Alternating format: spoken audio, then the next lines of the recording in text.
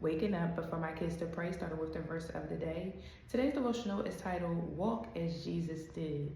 What's happening, everyone? It is November 4th, 2025, and we're going to hop right into devotional as it leads us into the verse of the day.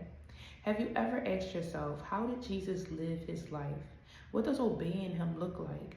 How does Jesus want us to live?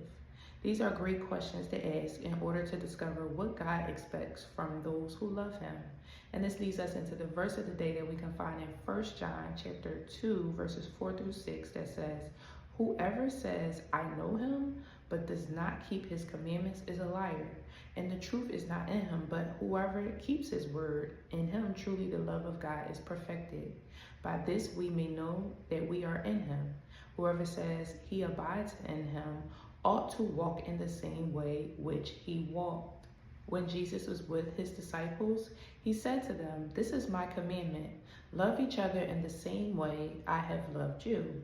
When his followers loved one another, it was a sign of their obedience to Jesus, and it is the same for us.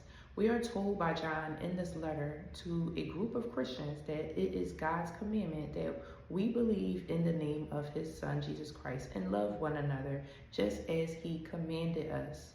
Our love for those in the global church is a mark of obedience and a sign that God lives in us. By doing this, we know that God abides in us. To walk as Jesus did is to love those in the church with compassion, faithfulness, and humility.